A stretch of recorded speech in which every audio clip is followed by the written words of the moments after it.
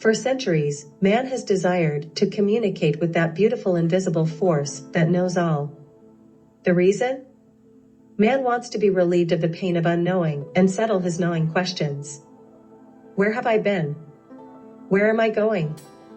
Is my life course the right one? Will I ever meet a truly compatible life partner? What's wrong with me?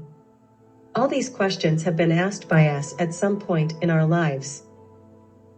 We believe that the answers to our questions lie with the divine. The word divination, in fact, emerges from a form of the word divine, meaning relating to God. The divine word, as mentioned in the Bible in the first verse of the Greek book of John, is described within these words. In the beginning was the Word, and the Word was with God. Without spending time with the debate of whether the Word was God, with God, or a God, we may simply understand that the main point of the communication here is that knowledge has been made available to us via a spiritual channel. It is by communing with the Divine Spirit that we may understand its messages and guidance for us, and the Word is just that, the generously provided messages and guidance that is available to us all. In contemporary cultures of the more advanced nations, divination is regarded sometimes as archaic and silly. Many use the word evil to label the act of beseeching the spirit for answers. However, the same people who would condemn or disregard the act of divination will also chant memorized prayers to invisible deities and then look for the materialization of their prayers to appear in their lives. In fact, when churchgoers ask how to obtain answers from God, the instruction that they receive from many established religions is to pray, listen, and look. Pastors, rabbis, reverends, priests, and their colleagues will instruct a seeker to offer up questions to God and then wait patiently for the answer, which comes in the form of a voice or a sign. The only difference between seeking answers through prayer and in seeking answers with divination is the use of tools.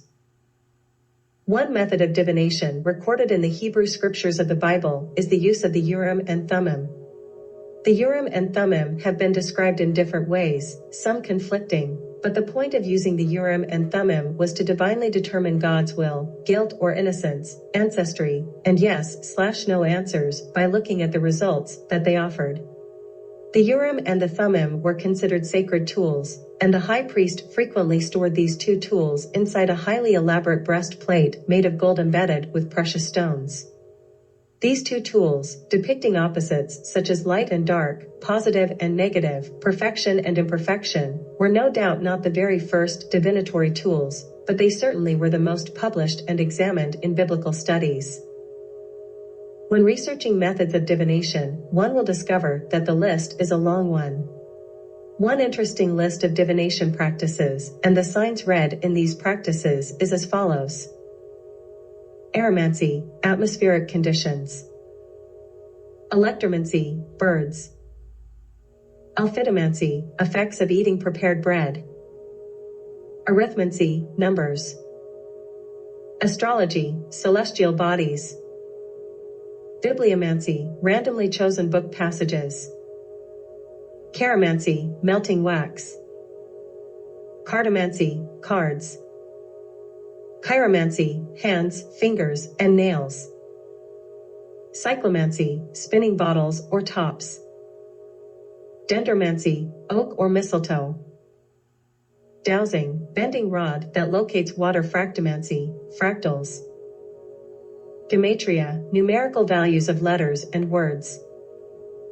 Geomancy, cartographical lines. Gyromancy, twirling and falling upon an answer.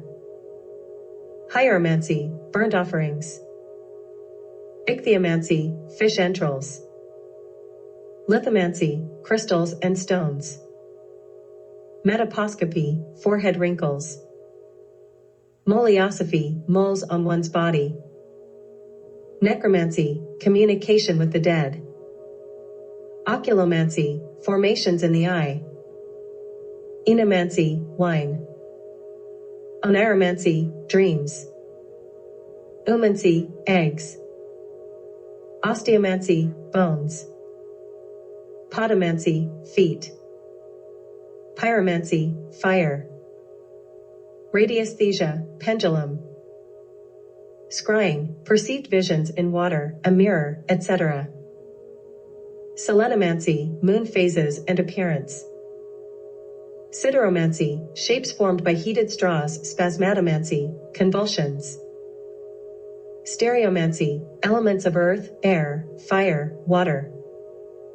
Sternomancy, marks on the solar plexus.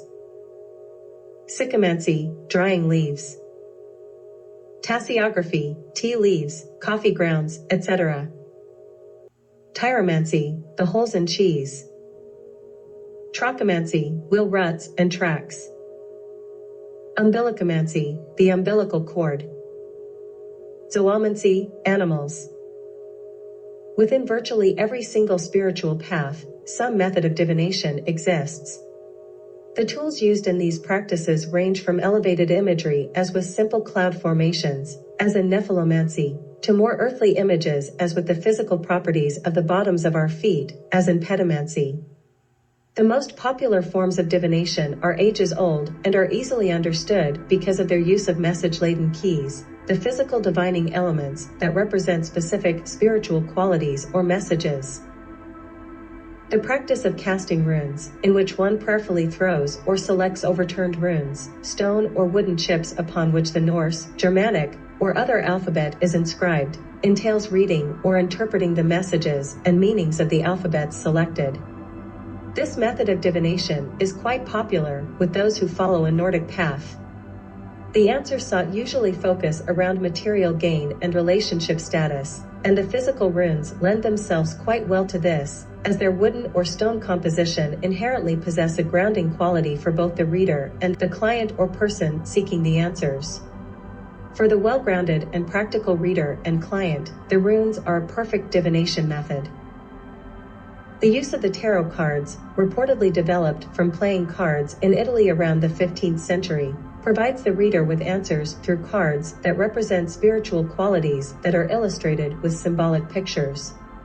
Each of the cards represents a specific spiritual quality, and the reader and client will do well to remember this. Some readers will attempt to assign physical qualities to the cards, but it is only the well-seasoned reader who can do this successfully. The key to success with tarot is twofold. First, understanding the spiritual messages represented by the pictures, and, secondly, understanding the hints at physical answers as delivered spiritually, psychically, to the reader. Also, as with any type of divination, the reader's own spiritual state is of prime importance.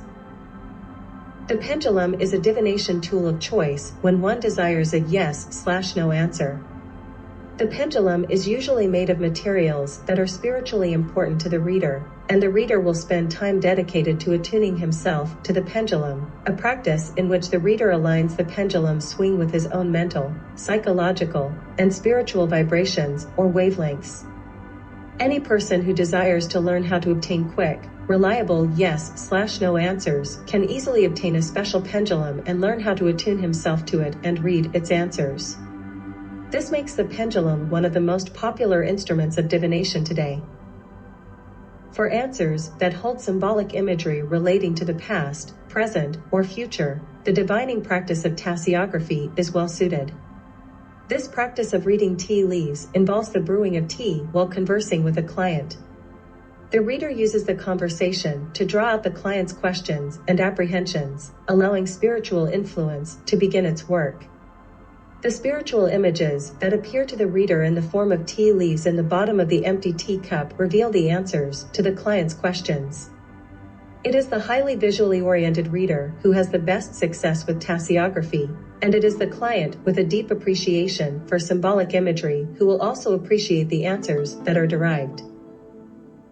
These most popular forms of divination involve asking questions with material answers, spiritual answers, yes/no answers, or visual answers, but one form of divination that manages to incorporate all of these is the act of throwing the bones.